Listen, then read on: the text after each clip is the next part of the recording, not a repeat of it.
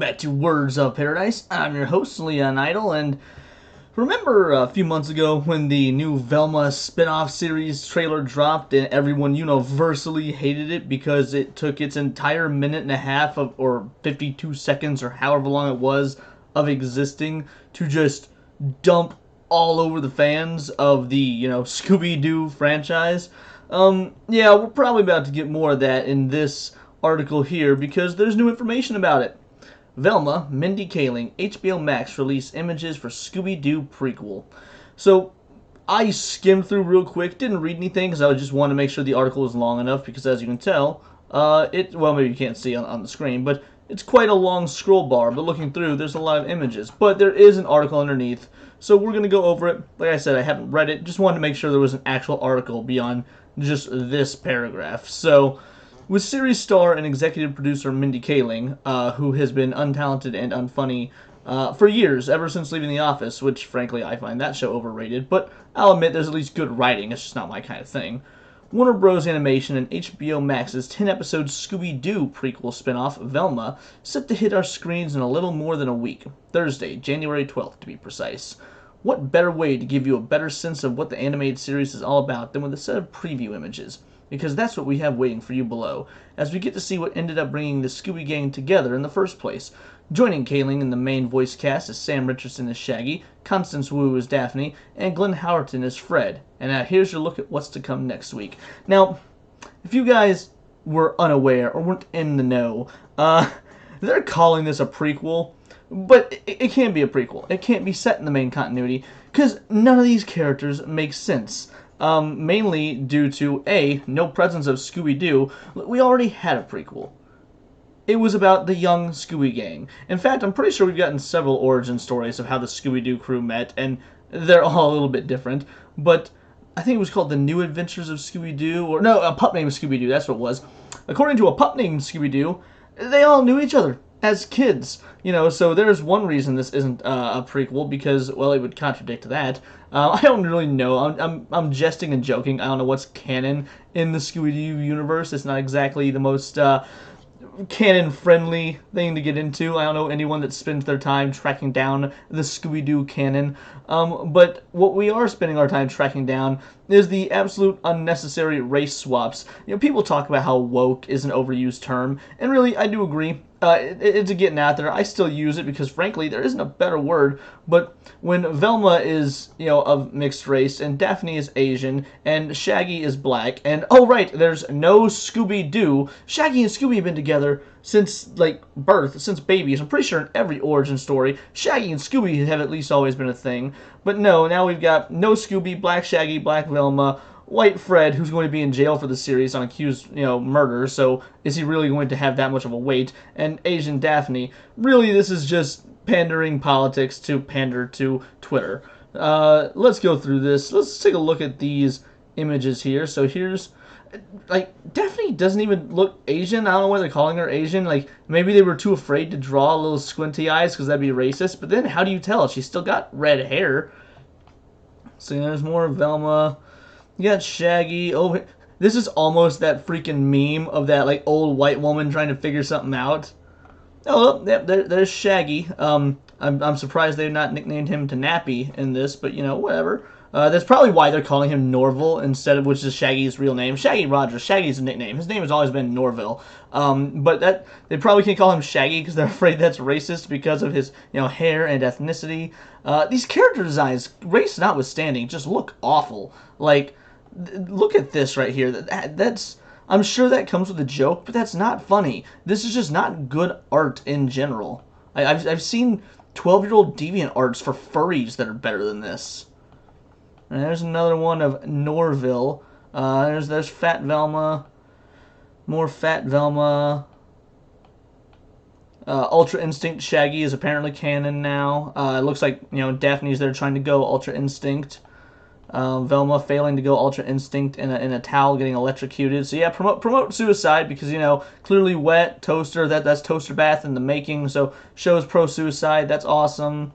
Look at bright-eyed bushy-tailed Fred.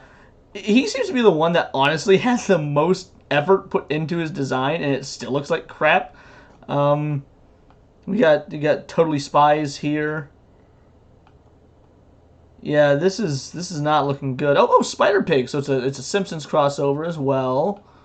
What they probably imagine every critic like myself looking like on the internet. There's a fat white guy who's got a displeased look upon his face. Nice diverse cast of band geeks here. Let's see. Velma standing up to a woman in power. I'm genuinely surprised this is not like a man of power who she's standing up to. Yeah. This looks terrible from these screenshots. But let's look through this article here. Kaling and EP Charlie Grandy shared their thoughts on the issues of sexuality and race. Out the gate, that is the most modern Hollywood thing you could address. Out the gate, sexuality and race. As well as other factors that will be in play during Scooby-Doo prequel series, here's a look at some of the highlights. Kaling teases more Velma sexual tension than viewers might expect. I don't want to give any spoilers away, but a lot of the characters have sexual tension with Velma. Is this just fanfic? I mean, you're voicing Velma. This is your show. You're Pacific Islanders. You're making Velma, like mixed Pacific Islander, and making her look like you. Like, is this just a self-insert with the name Velma? Because that's cringy as all get out. The journey of self-discovery for her is something that really drew us to the story in this character. You're gonna make her a lesbian. Calling it now. Velma's a lesbo.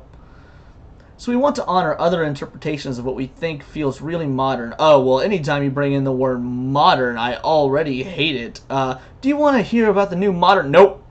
I'm good. Don't need any of that new modern stuff. The only thing I want to be modern is my game systems. And even then, I really don't care about that because modern games are kind of abysmal. Grandy on tackling social issues with a really light touch. We do not tackle big issues of race. We do not tackle big issues of gender identity. I think this was a lot of us just deciding, okay, we have this really aggressive mystery, and we want to kind of service this. How can we do all this stuff? How does the mystery tie back to issues of race or gender identity? You said you do not tackle the big issues of this, and that's all well and good, but you're already saying you're tackling it just by... Or, I don't know, you're not saying it. You're saying you're not tackling it, but you are tackling it by doing all this race stuff and by doing all this gender stuff, by having Velma be very desirable sexually. So I'm again sure they're gonna make her a lesbian. Like you are saying you are doing that. You're just claiming you're not because well you saw the backlash you got when the trailer released, and now you're trying to save face. Kaling on seeing herself in Velma. Oh my goodness, they're not even gonna try and hide that it's a self-insert. All right, strap in, boyos and girlies, because this is about to get beautiful. I always, growing up, identified with Velma. Okay, so right there, we're proving you do not need to be the same race as someone to identify with them, which I thought we all knew growing up. Like, as a comic book fan, I grew up a comic book fan. I was asking for a Black Panther movie when I was 12 years old. That is not an exaggeration. There was one character besides Spider-Man I wanted to see a movie of, and it was Black Panther. That is not an exaggeration. So you can see yourself in characters regardless of their skin color and ethnicity. I'm just laying that out there to question if you already identify with her, Mindy, then why change her from her initial, the way she was drawn, her initial race, all this. But let's see. She was so cute, but not traditionally hot. She was super smart with super thick glasses, a questionable haircut. I think most Asian American girls may see this skeptical, hardworking, and underappreciated character, and they can identify with her. How is Velma underappreciated? Really, if anyone is underappreciated in Scooby-Doo, it was Daphne because she was kind of just the hot bimbo, when in all reality her backstory is awesome. Like, she's rich, she's the one that owns the Mystery Machine, doing most of the financing. If you watch Scooby-Doo on Zombie Island, she became a successful TV personality, and then she was disenchanted with it because they were only having her cover fluff stories, and she wanted to go to, like, real hard-cut reporting work. I mean, I think that Daphne, if anything, was underappreciated. Everyone loves Velma. Everyone always has. Everyone's loved all the Scooby-Doo cast because they were great. So yeah, identifying with Velma, that's awesome. Growing up, I mean, I've never really thought about it, but I identified with Velma. I was, short, white, with thick glasses, and at least in my opinion, smarter than everybody else I was in class with. So yeah, I identify with Velma. Now, granted, just like any sane person, my favorite character was Shaggy because, well, I mean, whose isn't? But actually, Velma's probably a close second. Grandia not being defined by canon. Okay, right here.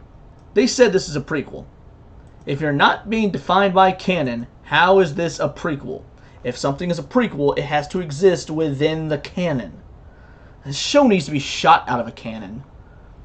I watched the original, and there's some canon, but they've reinvented it. So it's not like you're doing Batman. Well, they've reinvented Batman's canon several times as well, but that gave us a little bit of freedom. Okay, and that's free, and that's fair, but then don't call it a prequel. It's not a prequel if you're ignoring canon. And I think everyone has the feeling that I'm the one doing all the work. I'm the smart one, but I'm not in the front seat. Fred and Daphne are in the front seat. I'm in the back seat with Shaggy and the dog. It's not only aspirational, it's relatable.